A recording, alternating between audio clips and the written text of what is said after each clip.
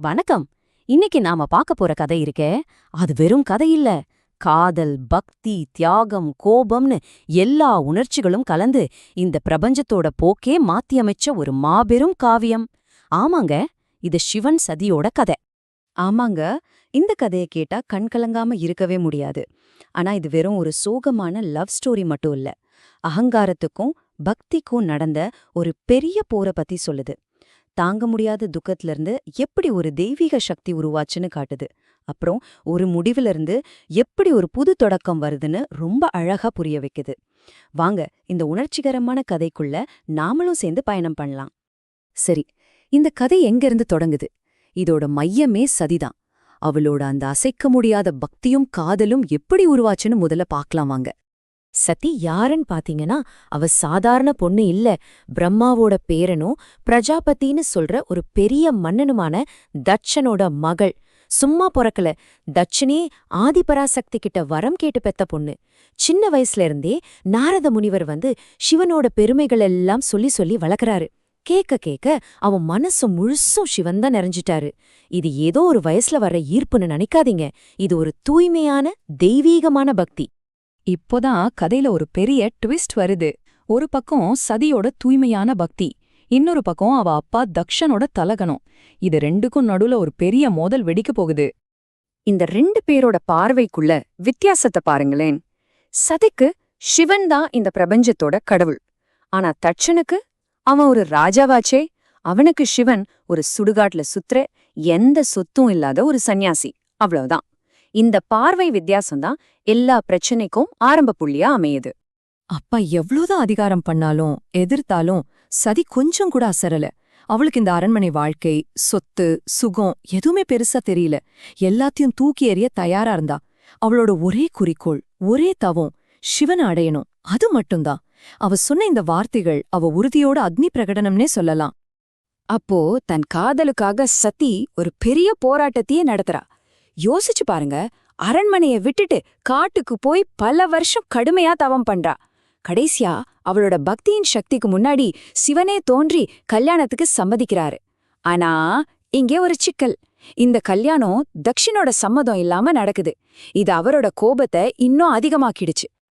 இப்போ நாம கதையோட உச்சக்கட்டத்துக்கு வந்திருக்கோம். ரொம்பவே சோகமான ஒரு கட்டம் இது. தக்ஷன் நடத்தின அந்த பெரிய யாகம் எப்படி சதியோட தியாகத்துக்கு காரணமாச்சுன்னு பார்க்கலாம். தட்சன் தான் அதிகாரத்தையும் பெருமையையும் எல்லாருக்கும் காட்டணும்னு ஒரு பிரம்மாண்டமான யாகத்தை ஏற்பாடு பண்றான். தேவர்கள், ரிஷிகள்னு எல்லாரையும் கூப்பிடுறான். ஆனா வேணும்னே தான் சொந்த மகளையும் மருமகன் சிவனையும் மட்டும் கூப்பிடல. எதுக்கு? எல்லார் முன்னாடியும் அவங்கள அசிங்கப்படுத்தணும். இதுதான் அவனோட பிளான். இந்த விஷயம் சதிக்கு தெரிய வரும்போது அவன் மனசு ரொம்ப கஷ்டப்படுது. அப்பா தானே, நாம போய் பேசினா சரியாயிடும்னு நம்புறா. சிவன் எவ்வளவோ சொல்லி பாக்குறாரு. வேண்டா சதி, கூப்பிடாத இடத்துக்கு போனா அவமானம்னு எச்சரிக்கிறாரு. ஆனா அவ கேக்கல. அப்பா மேல இருந்த பாசம் அவளை அந்த யாகத்துக்கு போக வச்சிடுது.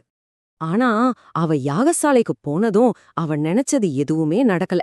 அங்கே அவளுக்கு கிடைச்சது பாசம் இல்ல, அசிங்கமோ அவமானமும் தான். அதுவும் இல்லாம அவ கண் முன்னாடியே அவ உயிரா நினைக்கிற சிவனை தக்ஷன் எல்லார் முன்னாடியும் ரொம்ப கேவலமா பேசி அவமானப்படுத்துறான். அந்த நிமிஷம் சதியால அந்த அவமானத்தை தாங்கிக்கவே முடியல. கோபத்திலையும் துக்கத்திலையும் நொறுங்கி போறா. தன்னோட அப்பா அகங்காரத்தால தன் காதல் இப்படி அசிங்கப்படுத்தப்பட்டதேன்னு அவளால ஏத்துக்கவே முடியல. அப்போதான் அவன் இந்த வார்த்தைகளை சொல்லிட்டு இந்த பிரபஞ்சமே ஒரு கண ஸ்தம்பிச்சு போற மாதிரி ஒரு முடிவை எடுக்கிறா.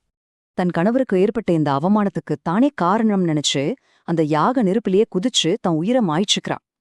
அவளோட இந்த தியாகம் தக்ஷனோட அகங்காரத்துக்கு எதிரா பக்தி செஞ்ச ஒரு மிகப்பெரிய எதிர்ப்பு. தன் காதலோட தூய்மையை நிரூபிக்க அவ கொடுத்த விலை அவளோட உயிரேதான். சதியோட இந்த தியாகம் சிவன் காதுக்கு எட்டினப்போ இந்த பிரபஞ்சமே ஒரு நிமிஷம் அமைதியா இருந்துட்டு அப்புறம் ஒரு பெரிய புயலை சந்திச்சுது. அது சிவனோட கோவம், சிவனோட துக்கம். அதுக்கு அளவே இல்ல. சதியோட மரணம் என்ன மாதிரியான ஒரு பேரழிவை ஏற்படுத்துச்சுன்னு பாருங்க. சிவனோட கோபத்திலிருந்து வீரபத்ரர் தோன்றி அந்த யாகத்தையே நாசமாக்கி தக்ஷனோட தலைய வெட்டுறாரு. அடுத்து சிவன் அங்க வர்றாரு. சதியோட உயிரில்லாத உடலை தோள்ல சுமந்துகிட்டு ஒரு துயர தாண்டவமாடுறார். அந்த ஆட்டத்துல இந்த உலகமே அழியிற நிலைமைக்கு போயிடுச்சு. கடைசியில இந்த பிரபஞ்சத்தையே காப்பாத்த மகாவிஷ்ணுவே தலையிட வேண்டியதா போச்சு. ஆனா அந்த பெரிய அழிவுக்கு நடுவுலயும் சிவன் கருணை காட்டுறாரு. பிரம்மா வந்து கேட்டதுக்காக தட்சனுக்கு மறுபடியும் உயிர் கொடுக்கறாரு. ஆனா ஒரு கண்டிஷனோட, அவனோட அகங்காரத்துக்கு ஒரு அடையாளமா மனுஷ தலைக்கு பதிலா ஒரு ஆட்டுத் தலைய பொருத்துறாரு. சரி, இப்போ நாம இந்த கதையோட கடைசி பகுதிக்கு வரோம். இவ்ளோ பெரிய துயரத்திலிருந்து எப்படி ஒரு நம்பிக்கையும் ஒரு தெய்வீக சக்தியும் மறுபடியும் உருவாச்சுன்னு பார்க்கலாம். 51. இந்த நம்பர்ல ஒரு பெரிய ரகசியமே இருக்கு. அது என்னன்னா, விஷ்ணுவோட சக்கரம் சதியோட உடலை துண்டாக்கும்போது அந்த உடல் பாகங்கள் ஒவ்வொன்னும் பூமியில வெவ்வேறு இடங்கள்ல போய் விழுந்துச்சு. அப்படி சதியோட உடல் பாகங்கள் விழுந்த அந்த 51 இடங்களும் தான் இன்னைக்கு நாம கும்பிடுற சக்தி வாய்ந்த சக்தி பீடங்களா மாறுச்சு. பாத்தீங்களா? சதியோட தியாகம் சக்தி வழிபாட்டுல ஒரு புது அத்தியாயத்தையே தொடங்கி வச்சது. ஒரு சோகமான நிகழ்வு பல கோடி மக்களுக்கு அருள் பாலிக்கிற புனித இடங்களா மாறிடுச்சு. சக்தி பீடங்கள் எல்லாம் உருவாகிடுச்சு. ஆனா சிவனோட துக்கம் மட்டும் கொஞ்சமும் குறையல.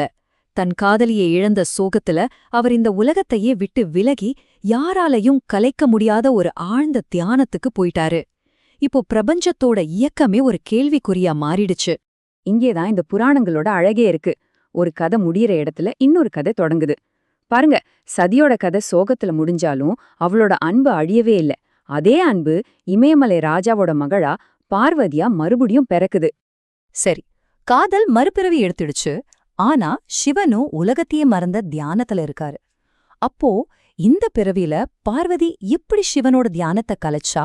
எப்படி மறுபடியும் 2 பேரும் ஒன்னு சேர்ந்தாங்க? அதுதான் பிரபஞ்சத்தோட சமநிலைய சரி செஞ்சு முருகனோட பிறப்புக்கே காரணமா இருந்த இன்னொரு சூப்பரான கதை. அத பத்தி தெரிஞ்சுக்க உங்களுக்கு ஆர்வம் இருக்கா?